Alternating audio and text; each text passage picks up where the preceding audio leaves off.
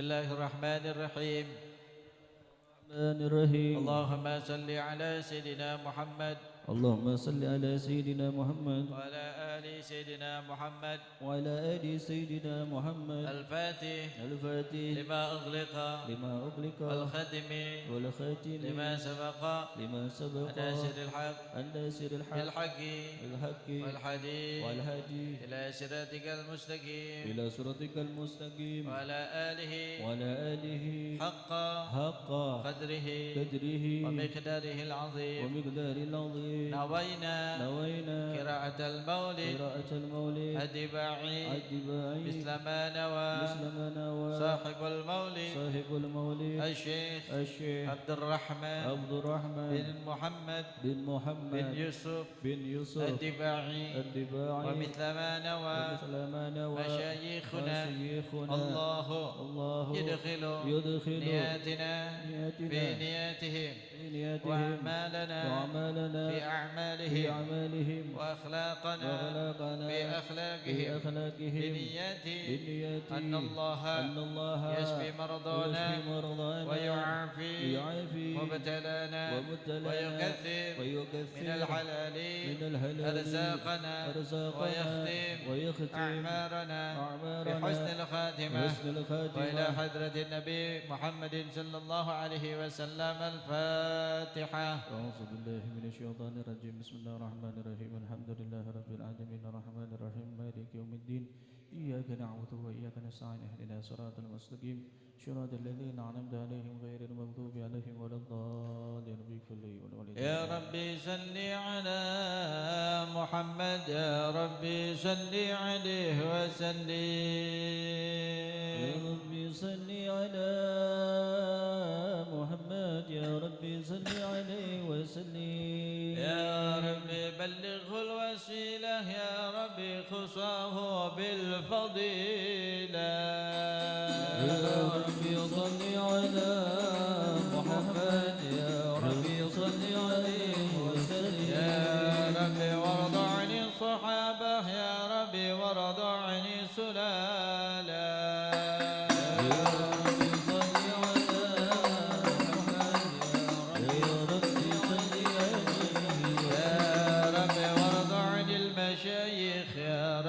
فارحم والدينا.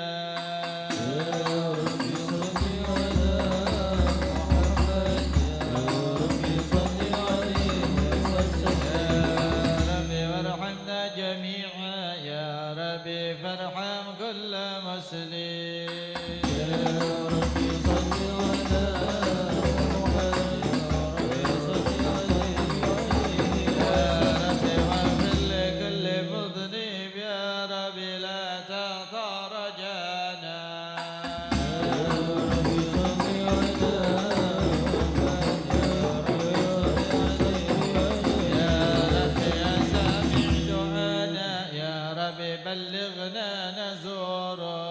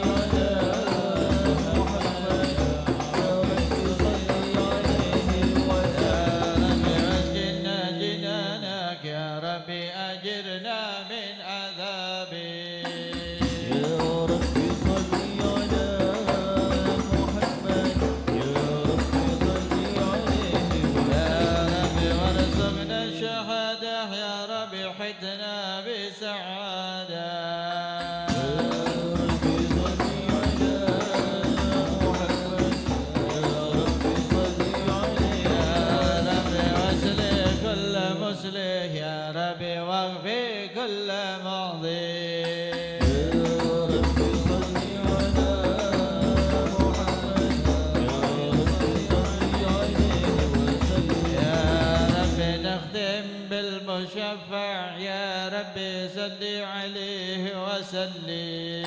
يا ربي صل على محمد يا ربي صل عليه وسلم. يا رسول الله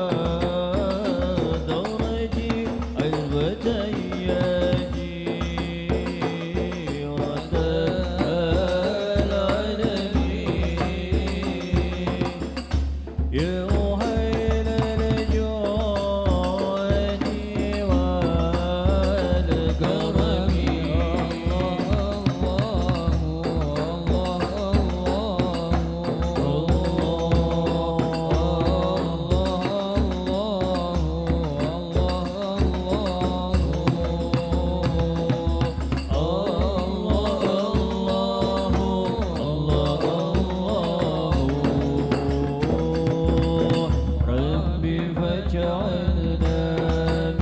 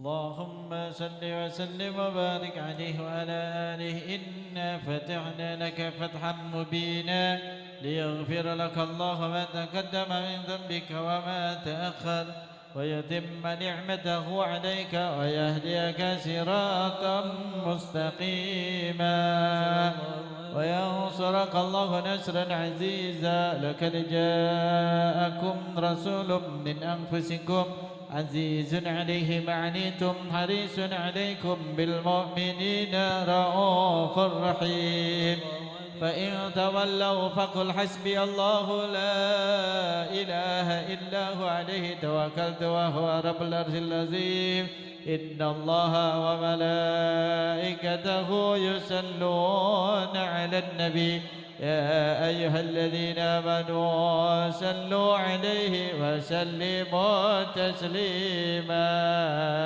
اللهم صل وسلم وبارك عليه اللهم صل وسلم وبارك عليه بسم الله الرحمن الرحيم الحمد لله القوي الغالب الولي الطالب البائث الوارث الملك السالب عالم الكائن والبائن والذائل والذاهب يسبحه الآفل والمائل والطالع والغارب ويوحده الناطق والصامت والجامد والذائب يضرب بعدله يسكن ويسكن بفضله ضارب لا إله إلا الله يقيم جدر بديع حكمه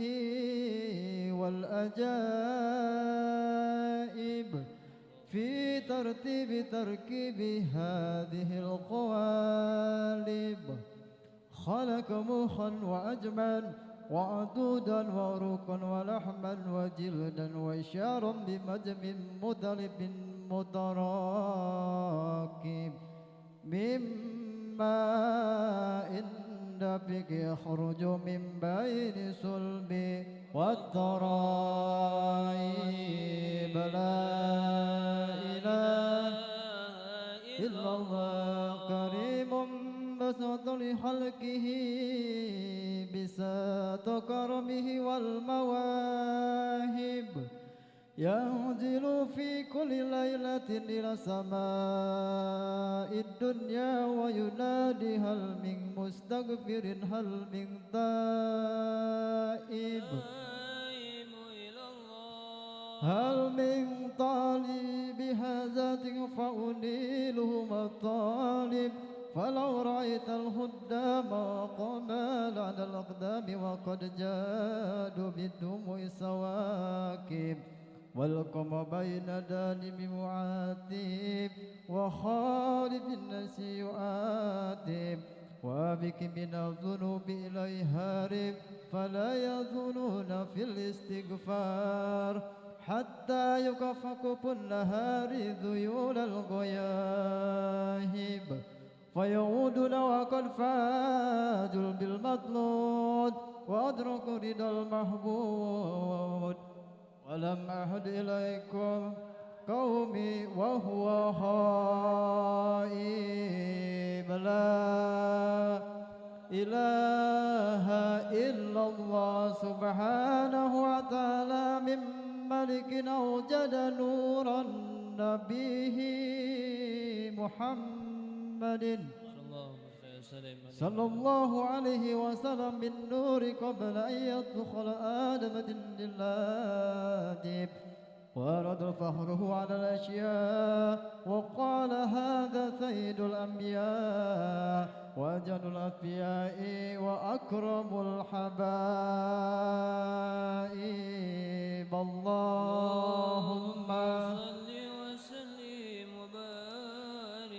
اللهم صل وسلم وبارك عليه وعلى آله كلا هو آدم قال آدم به أنيله أعلى المراتب قيل هو نوح قال نوح به ينجو من الغرق ويخلق من خالفه من الأهل والأقارب قيل هو إبراهيم قال إبراهيم به تقوم حجته على عباد الأصنام والكواكب قيل هو موسى قال موسى أخوه ولكن هذا حبيب وموسى كريم ومخاطب قيل هو عيسى قال عيسى يبشر به وهو بين يدي نبوته كالحاجب قيل فمن حج الحبيب الذي كرم الذي البشر كلة الوغار وتوجته بتيجان المهابة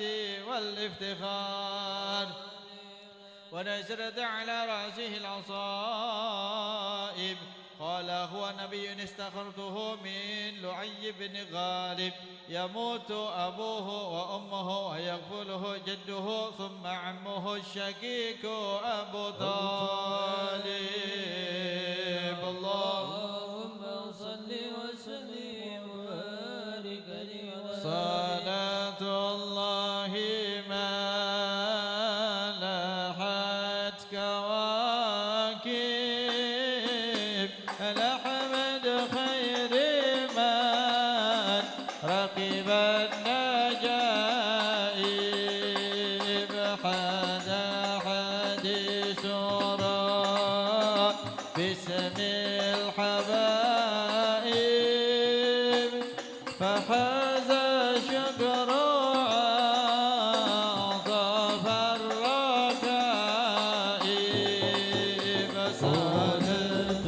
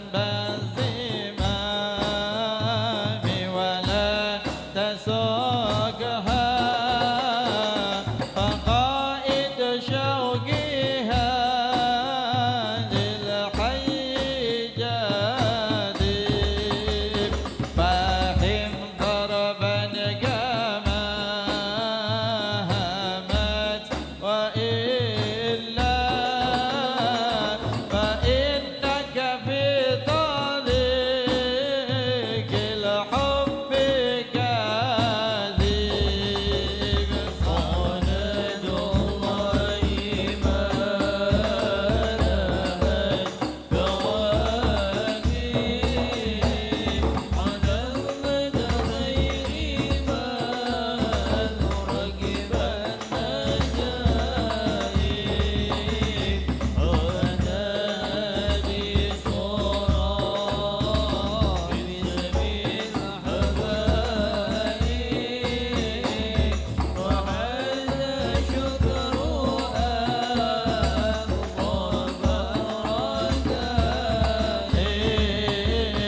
أما هذا العقيق بدا وهذه كباب الحي لاحت والمضارب وتلك القبة الخضراء وفيها نبي النور يجلى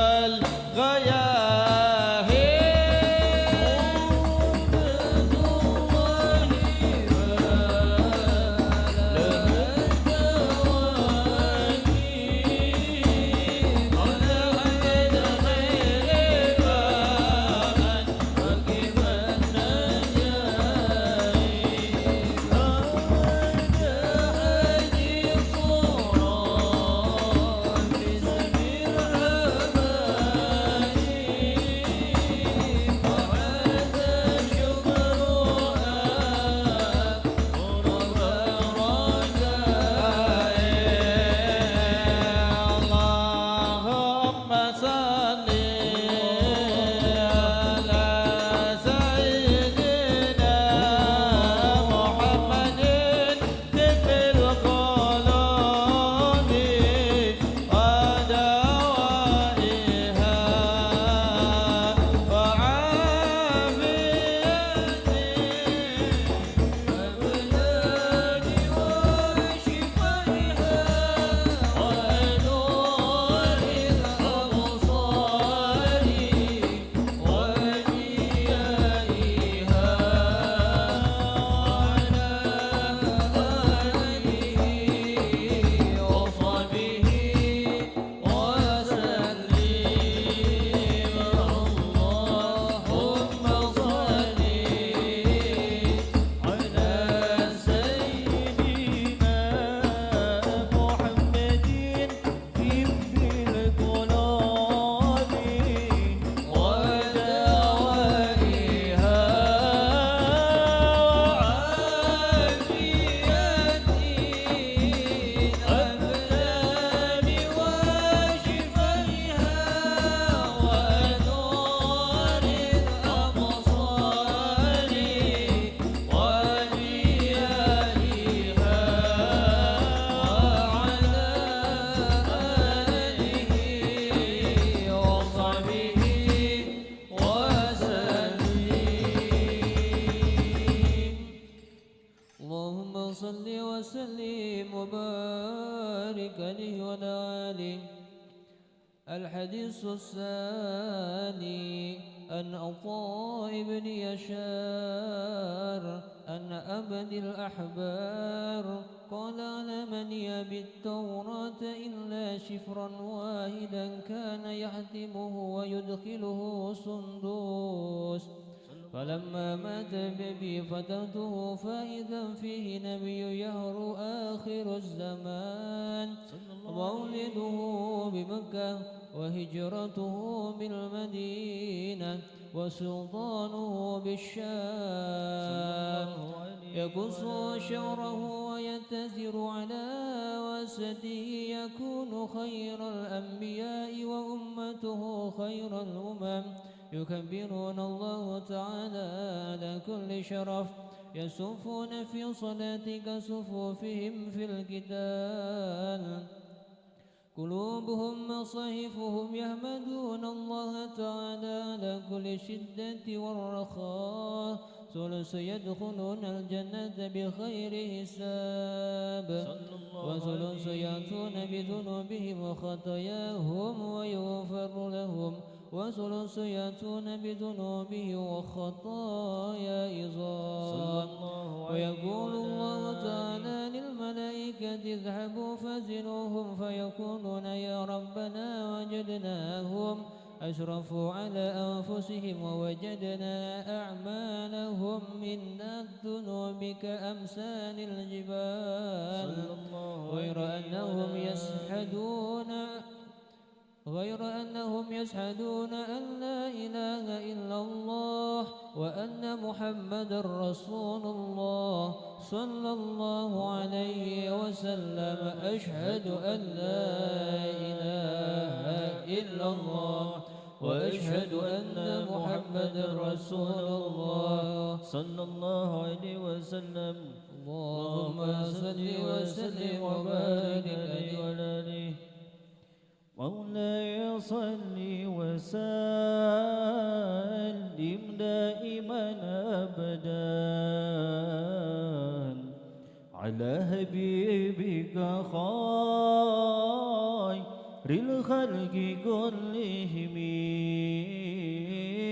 مولاي صل وسلم دائما أبدا على حبيبك خير الخلق كلهم مولاي صل وسلم دائما أبدا على حبيبك خير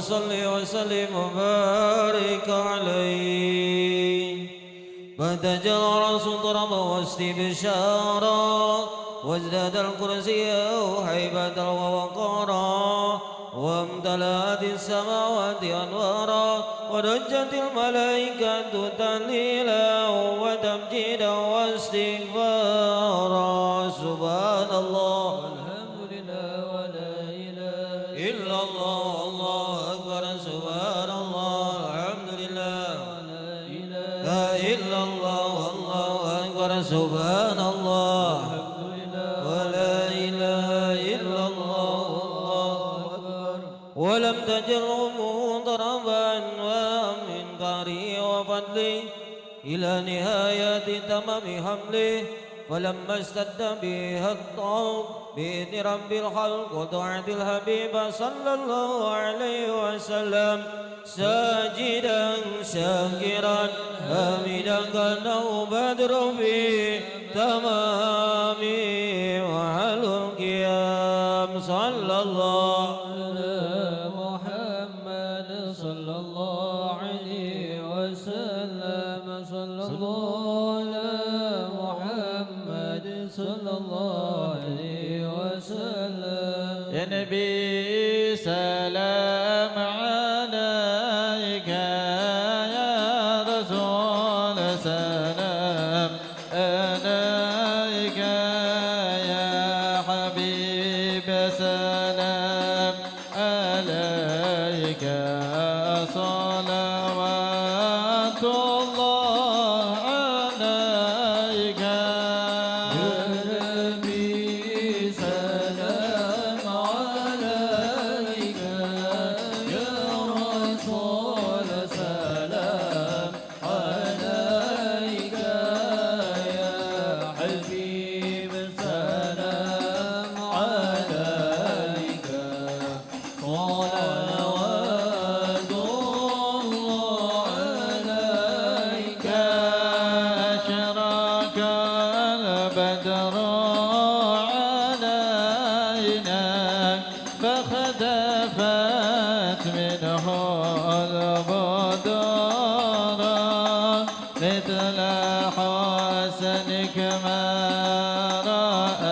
رأينا قد يا وجه سروري نبي سلام عليك يا رسول سلام عليك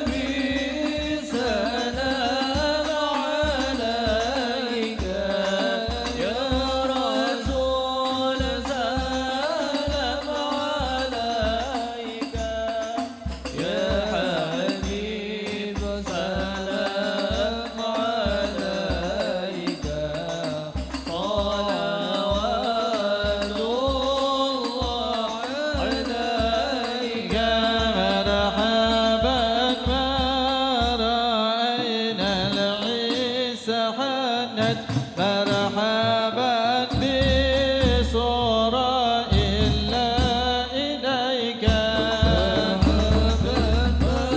مرحبا يا نور عيني مرحبا مرحبا جد الحسين مرحبا والغمامة قد أظلت مرحبا والملا صلوا عليك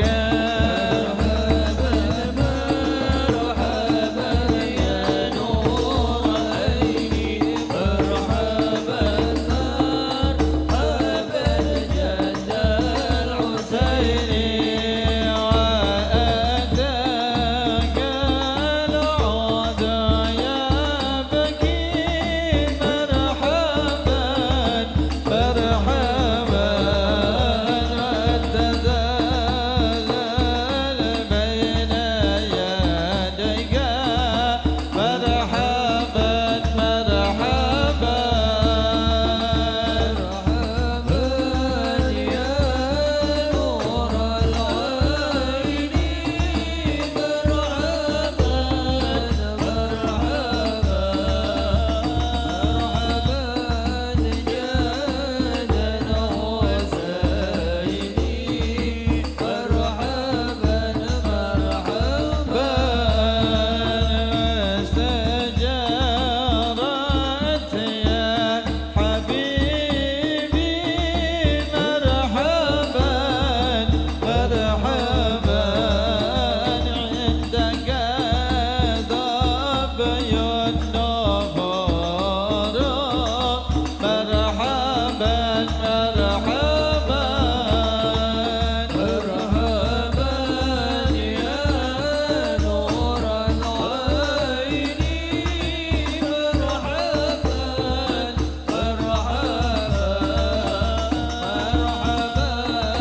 جاد الحسين مرحبا مرحبا وصلاة الله تغشى أشرف رسلي محمد وسلام مستمر كل حين يتجدد صلى الله على محمد مرحبا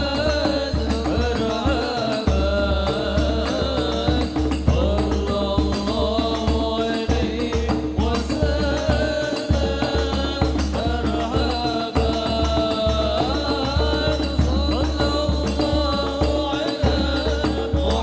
مرحبا صلى الله على محمد يا رب صل عليه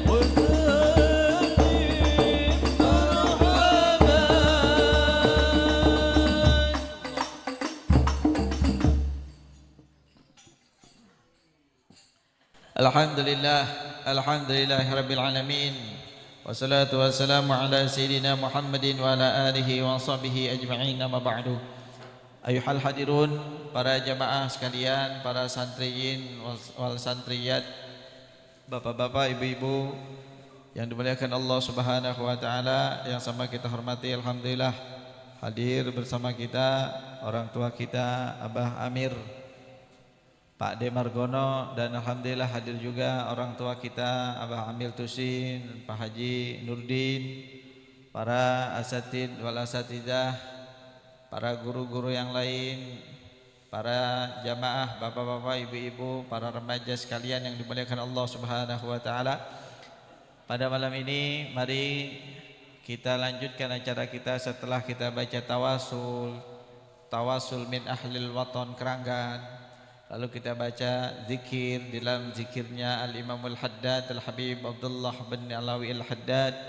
Lalu kita sambung lagi dengan pembacaan maulidnya Nabi kita Muhammad sallallahu alaihi wasallam, dan kita ta'lim kita pada malam hari ini agar majlis kita dikatakan dengan majlis zikir dan majlis ta'lim sebagaimana yang Allah, yang Nabi Muhammad SAW akan meridai kita semuanya. Amin ya rabbal alamin. Mari sebelum kita buka kitab Ta'lim al-Muta'alim, kita seperti biasa baca salawat al-fatih sampai 7 kali. Bismillahirrahmanirrahim. Bismillahirrahmanirrahim. Al-Fatih. Al-Fatih. Lima ughliqa wal khatimi lima sabaqa an-nasiril haq bil haqqi wal hadi ila siratikal mustaqim wa ala alihi haqqa qadrihi wa miqdarihi al-azim. Allahumma صل على سيدنا محمد الفاتح لما أغلق والخاتم لما سبق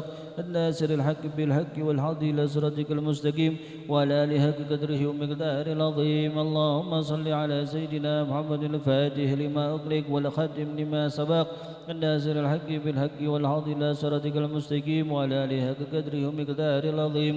اللهم صل على سيدنا محمد الفاتح لما أغلق والخاتم لما سبق الناصر الحق بالحق والهادي إلى صراطك المستقيم وعلى آله حق قدره ومقداره العظيم.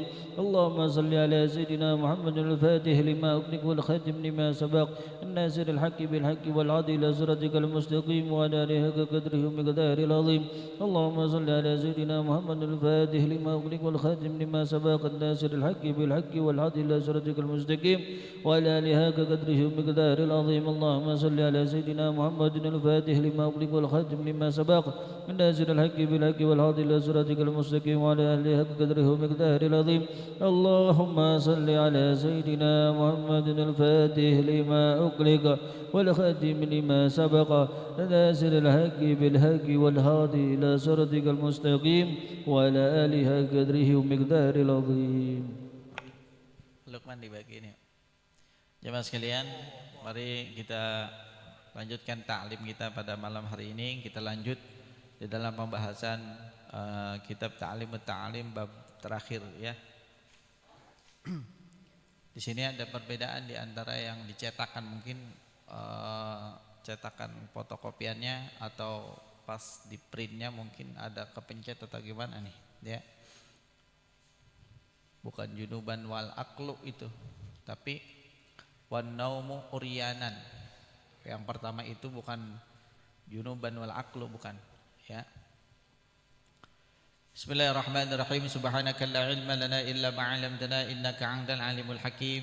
Allahumma rzuqna fathan wa fahman fil Qur'anil azim wa nuran yahdi bihi ila siratil mustaqim. Allahumma la sahla illa ma ja'altahu sahla wa anta taj'alul hazna idza syi'ta sahla. Qala rabbi shrah li sadri wa yassir li amri wahlul 'uqdatam min lisani yafqahu qawli. Qala mu'alifur rahim wa nafa'ana bihi ulumi amin. Ini diperhatikan nih. Ini salah satu adab ya. Ada beberapa adab dan kebiasaan yang sekiranya bisa kullu dzalika yurisul fuqara. Ini dapat menyebabkan mewariskan kefakiran ya. Seorang santri enggak boleh fakir ya. Santri enggak boleh fakir nih.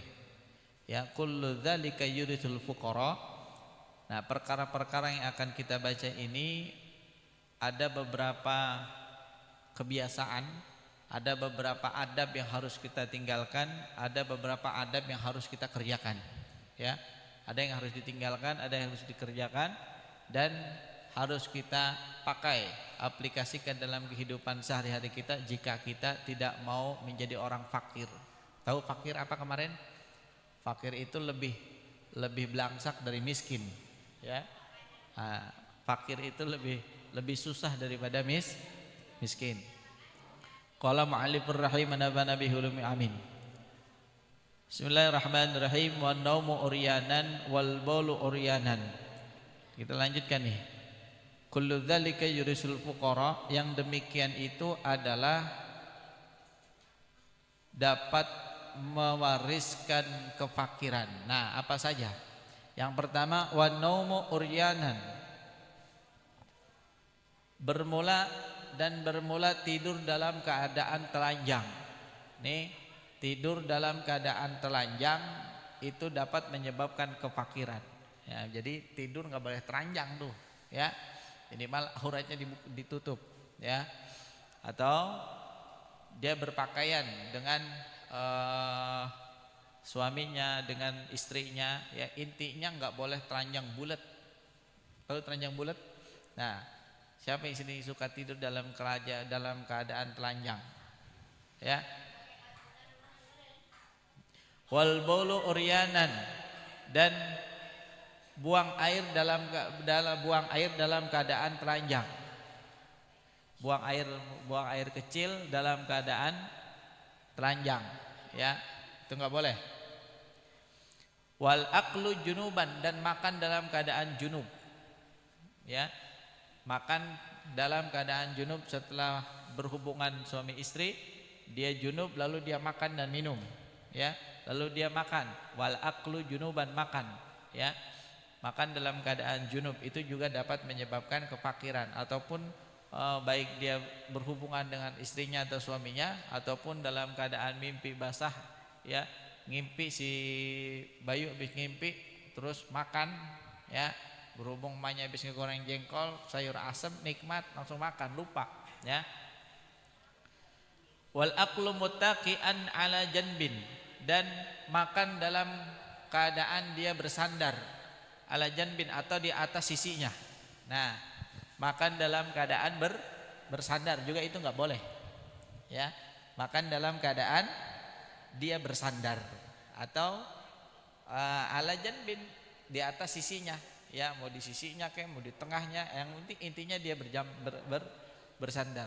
Wa tahawunu bikusutil maidati, dan makan nih meremehkan makanan yang telah dihidangkan. Makannya ngeremeh, tahu remeh?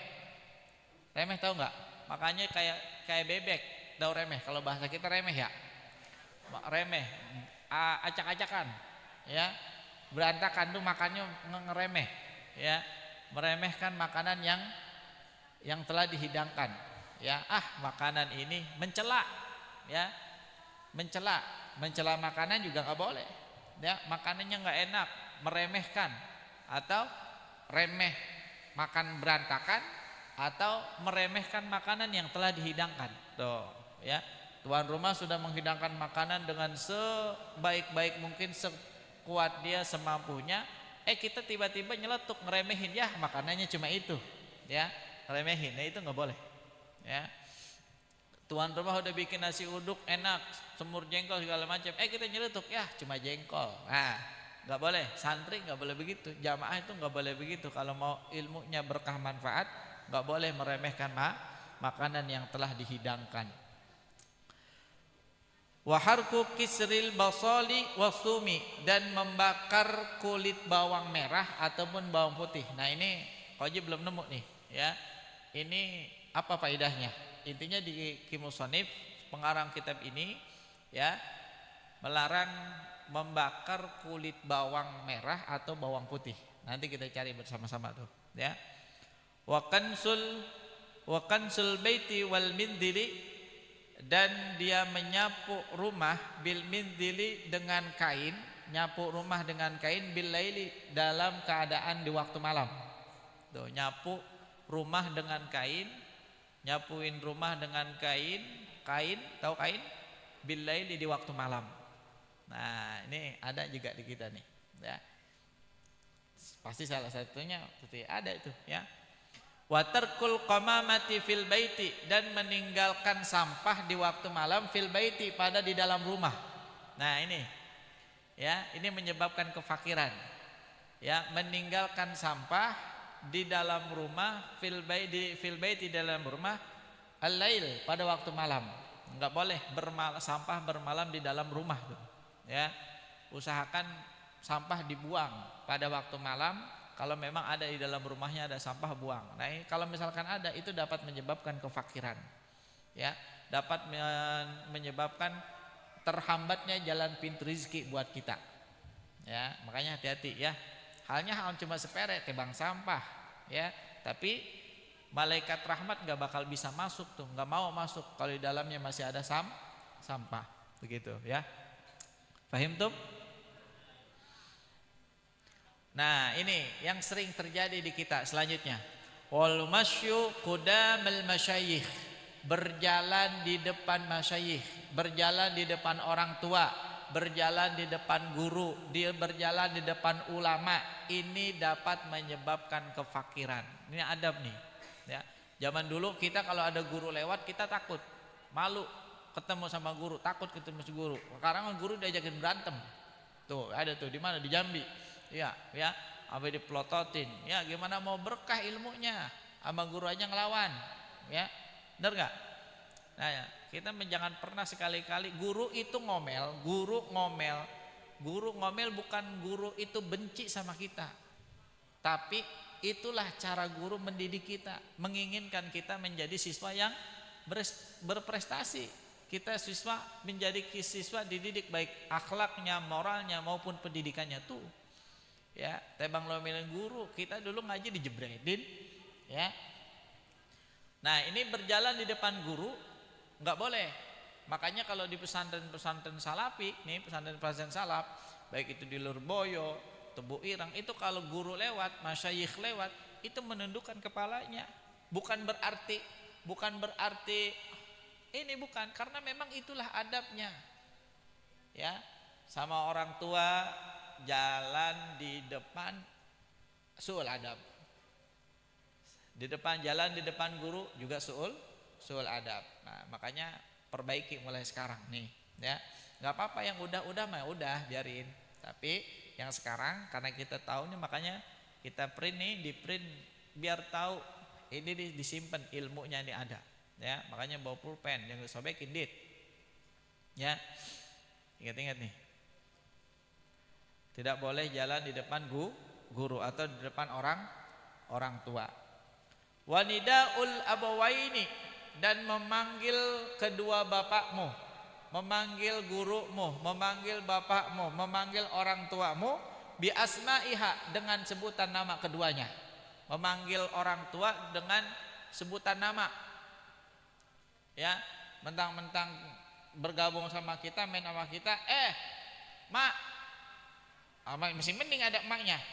Lu, gua, mak sama orang tua baginya lu gua. Atau lagi di ini, tuh si Lukman. Nah, ini contoh nih, ya. Padahal secara usia tuaan Pak Lukman sama si Resji songong. Tuh Lukman tuh, Lukman mana? Ya. Lukman mana? Panggil namanya Pak Lukman atau Kak Lukman. Ya. Terserah dia. Atau Pak De Lukman, tuh panggil, ya. Namanya dengan sebutan nama yang sekiranya kita bentuk penghormatan terhadap orang tua. Tuh, baik penghormatan panggilan terhadap guru ataupun panggilan terhadap orang tua. Nih, begitu, ya. Jangan manggil nama orang yang lebih tua dengan sebutan namanya. Panggil namanya Kak ataupun Pak. Nah, kalau kita songong itu namanya songong, suul adab. Yurisul fuqara, mau lo jadi orang fakir. Tuh, paham? Ini kitabnya nih. Ya, enggak percaya baca tuh ada. Ya, tinggal baca. Wajib tinggal baca doang. Ya. Di situ. Paham tuh? Nah, ada yang pernah begitu? Pernah ya. Wa khilalu bikulli khusyabati, dan membersihkan sela-sela gigi, khusyabati itu dengan kayu, tusukan gigi.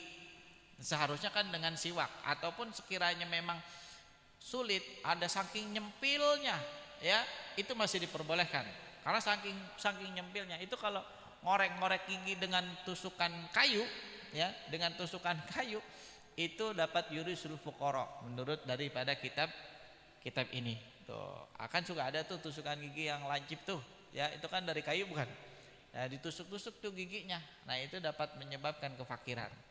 Kumur-kumur lah, atau dia bersiwak. Kak, siwak kan kayu juga, kayu siwak. Nah, itu sunnah baginda Nabi Muhammad sallallahu alaihi wasallam. Ataupun saking nyempilnya susah, siwak sudah, terus sikat gigi sudah, masih nyangkut juga. Nah, jalan terakhir cuma tusuk gigi, nggak boleh, boleh masih dilakukan, ya, karena untuk menambah kenyamanan dan membersihkan giginya. Itu Kalau niatnya itu. Tapi kalau niatnya cuma iseng-iseng kan juga ada begitu. Itu dapat menyebabkan kefakiran tuh. Lanjut. Ya. Wa ghuslul yadaini bitini wat turab, dan membasuh kedua tangan bitini wat turab itu dengan tanah liat atau dengan lumpur. Lagian mau ngapain ya? Dan yang selanjutnya, nah ini kalau bahasa orang kita nih, kalau bahasa orang keranggan namanya pamali. Wal julusu ala atabati, duduk di atas atau di depan ambang pintu, duduk di liang panto. Kalau orang keranggan bilangnya apa? Pemali, ya. Kalau orang keranggan kan ya talah kolot, duduk di liang panto, ya di depan pintu. Itu kata orang keranggan pemali tuh.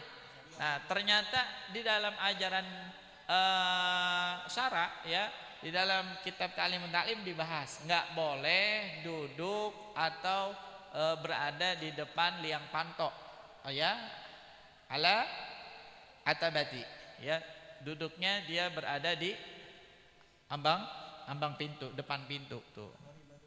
Lah herin ya bah ya, ribet kayak kata rajang. Kenapa pemali ya. Nah, wal itika'u ala ahadi zaujil babi, dan selanjutnya dia bersandar ala ahadi dari salah satu zaujil babi, dari salah satu daun pintu itu, ya bersandar di pintu, bersandar diam di pintu, di depan pintu, atau bersandar di liang panto, ya bersandar di salah satu daun pintu. Nah, ini yurisul fuqara, dapat menyebabkan kefakiran. Ngeribetin orang mau lewat, ya. Dan terus selanjutnya wal wudu'u fil barazi, dan wudu di tempat buang air. Wudu di tempat buang air. Nah, kalau sekarang kan rumah itu ya nyatu, ada kamar mandinya, ada WC-nya, semuanya nyatu. Kalau zaman dulu kan udah cakep banget sebenarnya, ya. Cuma sekarang gak ada lahan. Kalau dulu makan tempat mandi di mana, tempat ngising di mana, empangnya di mana, ya enggak? Ya, dulu ngising di kebun atau ngising di empang. Tempat mandi lain, sejen tuh, beda lagi. Nah, itu kan tempat mandi nyatu dengan tempat duduk zaman dulu, ya. Tempat ngising mah beda lagi. Kalau sekarang kan beda. Kamar mandinya di kamar, nyatu sama kamar. Ada WC-nya, ada tempat mandinya. Wudu juga di situ, ya. Seharusnya gimana, ya? Seharusnya mudah-mudahan kita diberikan keluasan rezeki, ya punya duit banyak, ya. Yang udah terjadi mah udah nggak apa-apa, lanjutin, ya. Yang udah lanjutin, ya. Ntar kalau punya rezeki kita bikin tempat wudu misah, ya. Tempat mandi, tempat ngising nggak apa-apa, nyatu dah tuh. Tapi tempat wudu minimal dia misah daripada itu. Terpisah, mau di depan pintunya kek, atau nyari tempat yang lain kek, atau di depan kek. Intinya tempat wudhunya jangan berwudhu itu jangan di tempat yang sekiranya buang air besar. Tuh, paham tuh? Hanya hal sepele, ya. Tapi inilah pelajaran kita.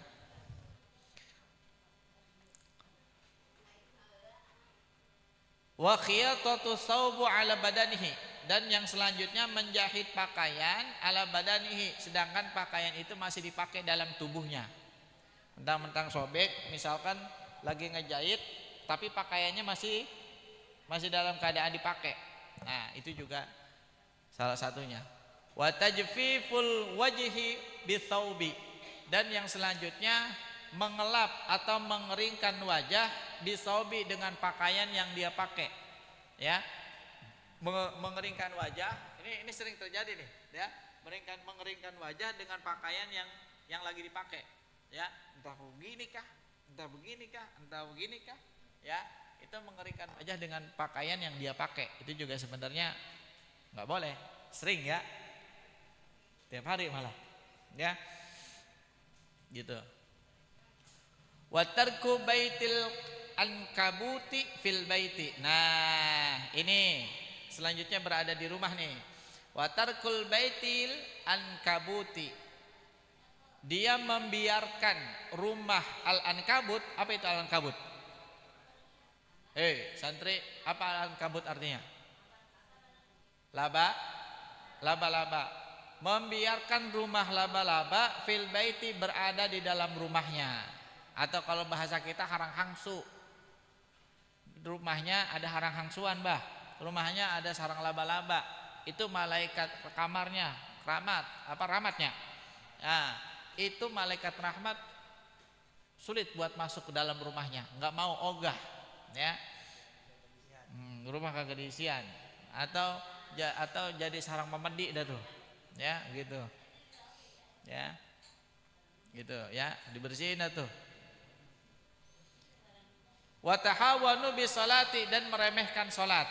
Nih selanjutnya meremehkan salat ya, meremehkan salat, lalai dalam salatnya, ngeremehin salat, baru ajan ya, ngeremehin salat. Gimana sih ngeremehin salat ya, salat lu salat doang, lu kagak kaya ya, pokoknya mengolok-olok ibadah salat dah, ngeremehin salat, itu juga salah satu perkara yang dapat menyebabkan kefakiran. Wa isra'ul khuruji minal masjid, nah ini dia menyegerakan, buru-buru ya, menyegerakan atau dia buru-buru al-khuruji, keluar, minal masjid, dari sebuah masjid, ba'da salatil fajri, setelah dia sholat fajar, setelah dia sholat subuh. Sholat subuhnya berjamaah nih, sholat subuhnya berjamaah, setelah sholat subuh dia buru-buru pergi ya, dia buru-buru pergi, enggak doa, enggak zikir, atau enggak mau zikir bareng, enggak mau doa bareng, doa sendiri aja udah ya. Tuh, hal semacam ini dapat menyebabkan kefakiran. Kenapa? Karena sejatinya begini, ada hadis yang diriwayatkan oleh Anas ibn Malik radhiyallahu an, bahwa Nabi Muhammad sallallahu alaihi wasallam mengatakan, man sholal fajri fi jama'atin, siapa orang yang sholat subuh berjamaah, nih dengerin ya, siapa orang yang dia sholat subuh berjamaah, summa yajlisu yazkurullah, lalu dia duduk setelah sholat subuh, dia duduk berzikir, berdoa kepada Allah Subhanahu wa taala, mengingat Allah, hatta tatlu'us syamsu, hingga matahari terbit. Nih, hingga matahari terbit, datang syuruk. Tsumma shalla rakaatain, lalu dia salat 2 rakaat, salat duha atau salat syuruk 2 rakaat, rakaatain, menunggu waktu itu, menunggu waktu duha.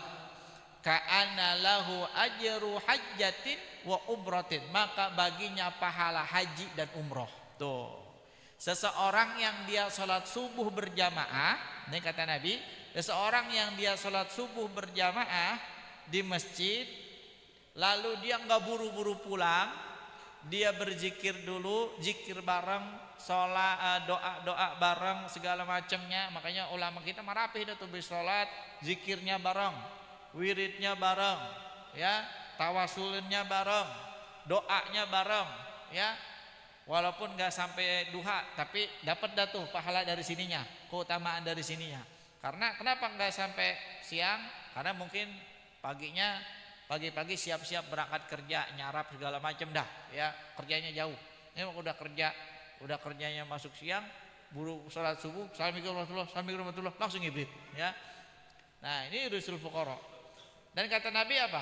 Seseorang yang melakukan demikian, sholat subuh dia berjamaah, lalu berzikir bareng bersama, doa bersama, hatta tatlu'us syamsu, hingga matahari terbit, tsumma raka'ataini, lalu dia melaksanakan salat 2 rakaat, salat syuruk atau salat duha, ka'ana lahu, maka baginya pahala ajru hajjatin wa umroh, pahala haji dan umroh.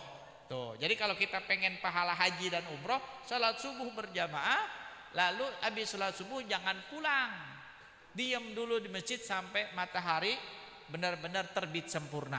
Salat subuh, salat duha 2 rakaat atau salat syuruk, apa kata Nabi? Tamatin, 3 kali Nabi nyebutnya, sempurna, haji, pahala haji dan pahala umroh bagi orang yang salat subuh berjamaah, dia nunggu, lalu dia nunggu sampai matahari terbit, summa sholata rakaatain, 2 rakaat dia salat, pahalanya haji dan umroh. Mau pahala haji umroh?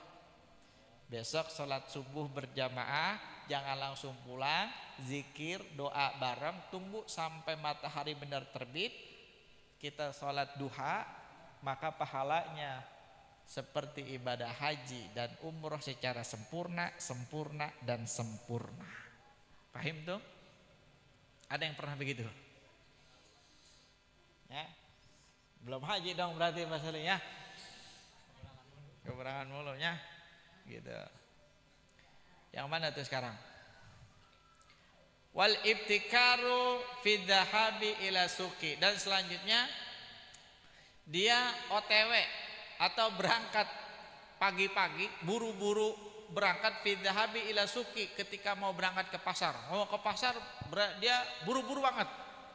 Ya, mau ke pasar dia buru-buru banget. Wal ibti wa mana tuh? Wal ibta'u fil ruju'i minhu. Lalu dia ketika sudah sampai pasar melambat-lambat pulang.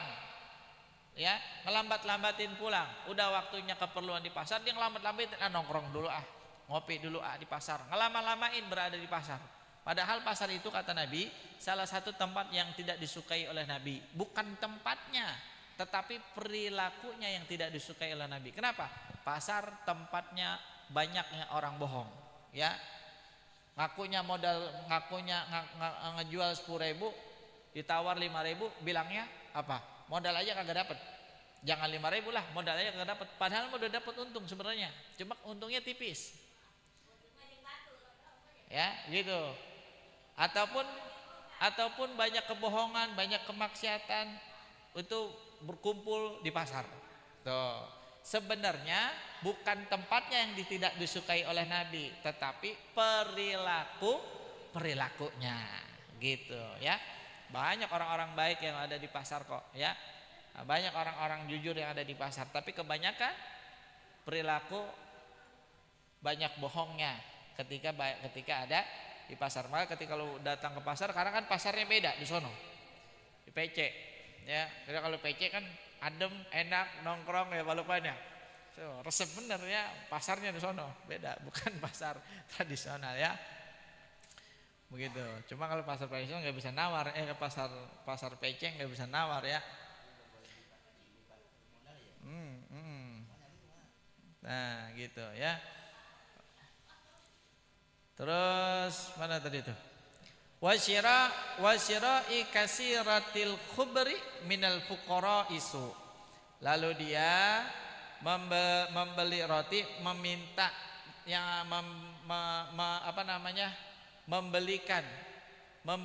memberi sepotong roti, lalu dipinta lagi. Udah memberi dipinta lagi. Kalau bahasa kita borok sikut. Ya, borok sikut. Udah ngasih, ternyata dipinta lagi. Nah, itu yurisul fuqara, ya, dapat mewariskan kefakiran. Nah, yang selanjutnya dikit lagi nih, wa du'a'u syarri ala waladi, dan mendoakan sesuatu yang jelek buat orang tua. Enggak boleh. Orang tua udah melahirkan, udah ngedidik, brengsek banget lu mak, brengsek banget lu bah, ya, enggak boleh, ya. Nah, itu doraka dah tuh. Kenapa? Dalilnya birrul walidain, berbakti kepada kedua orang tua, gitu. Ya. Wa tarkut takhmiri al-awani wa idfa'u siraji bin nafsi, dan yang terakhir dia meniup takhmiri, dia meniup awani wa tarkut takhmiril awani, dan dia tidak menutup bejana. Ini bejana, tahu kalau dulu kan bejana itu apa tuh? Ember ya. Ember, jolang. Itu kalau zaman dulu tuh ember itu, jolang itu ditutup tuh, ya. Nah, ini itu harus ditutup tuh. Wa idfa'u siraji, dan dia tidak mematikan, mematikan lampu binafsi, dengan tiupan lidahnya, dan tiupan mulutnya, atau niup lilin. Kenapa niup lilin nggak boleh? Ya, kalau di sini bahasanya niup lilin nih, ya, nggak boleh niup lilin, mematikan lilin, mematikan api lampu, ya, dengan tiupannya. Itu tradisi apa tuh? Ulang tahun. Kalau ulang tahun ulang tahun ada lilin dia tiup, maka yurisul fuqara, sejatinya dia telah mewariskan kefakiran buat dirinya. Ya. Banyak ya. Ya, itu ya. Kullu dzalika yurisul fuqara, yang demikian tadi yang telah disebutkan itu semua adalah perkara-perkara yang dapat menyebabkan kefakiran atau terhambatnya pintu jalan rezeki untuk dirinya. Kira-kira apa enggak tuh? Nah, makanya itu di print, ditulis ya. Nah, biar hafal, biar bisa dibaca gitu ya. Nah, urifa dzalika bil athar, dan yang demikian itu adalah kebanyakan riwayat yang diriwayatkan salah satunya dari Nabi dan daripada ijma-ijma'nya para ulama. Tuh ya, ini nasihat Nabi Muhammad ya, nasihat Nabi Muhammad, nasihat ulama buat kita semuanya. Mudah-mudahan apa yang tadi dibacakan, apa yang tadi kita pelajari dapat kita aplikasikan dalam kehidupan kita sehari-hari, sehingga kita terbebas dari yurisul fuqara ya. Kita semuanya bukan termasuk orang-orang fakir ya. Amin ya rabbal alamin. Santri enggak boleh kafir, enggak boleh fakir ya. Amin ya rabbal alamin. Masyarul hadirin jamaah yang dimuliakan Allah Subhanahu wa taala, wallahu a'lamu bishawab. Jamaah yang dimuliakan Allah Subhanahu wa taala, mari kita sempurnakan majelis ini ya. Udah nanggok belum Pak Lukman? Belum ya. Tapi nanggoknya nanti habis doa aja ya. Malam ini kita minta doa pertama dipimpin oleh guru kita, orang tua kita, Abah Haji Amil Tusin, dan doa kedua atau doa penutup oleh Ustadz Haji Nurdin. Tapi sebelumnya kita baca taklinul zikir. Qala Rasulullah sallallahu alaihi wasallam, Abdul maqutuhu anna wa nabiyyuna min qabli, la ilaha illallah, la ilaha illallah, la ilaha illallah, Muhammadur Rasulullah sallallahu alaihi wasallam, kalimatul haqqin alaiha nahya wa alaiha namut wa biha nabathu insyaallah taala minal aminin. Allahumma salli wa habibi wa syafi'i sabrillah alamin. Bismillahirrahmanirrahim. Alhamdulillahi rabbil alamin hamdan hamdan yu'afini amma huwa yukam mazida. Ya Allahumma shalli ala sayyidina Allahumma thumurana wa qulubana wa sabit ala kulli syai'in qadir. Allahumma salli salamatan wa tabatan qabl maut wa rahmatan maqdud badal maut. Allahumma qulubana bal hadaitana wa hab lana bi rabbana hab lana min azwajina wa dhurriyyatina rabbana adwa bika wa qina azabana subhana walhamdulillahi rabbil alamin. Al-Fatihah. A'udzu billahi minasy syaithanir rajim. Bismillahirrahmanirrahim. Alhamdulillahi rabbil alamin arrahmanir rahim maliki yaumiddin. Iyyaka na'budu wa iyyaka nasta'in ihdinas siratal mustaqim siratal ladzina an'amta 'alaihim ghairil maghdubi 'alaihim waladdallin. Wa'fu 'anna ya karim. Allahumma bihaqqil Fatihah wa bisirril Fatihah wa bimu'jizatil Fatihah wa bikaramatil Fatihah iftah lana abwabal khair wa abwab barakah wa abwab rizqi wa abwab ni'mati wa abwab sihhati wa abwab al-afiyah. Allahumma inni as'aluka rizqan halalan tayyiban wa tuqda hawaijina wa hasil maqasidana birahmatika ya arhamar rahimin. Ya Rabbana يا ربنا اعترفنا بأننا اعترفنا وأننا أشرفنا على الله أشرفنا. يا ربنا اعترفنا بأننا اعترفنا أشرفنا على الله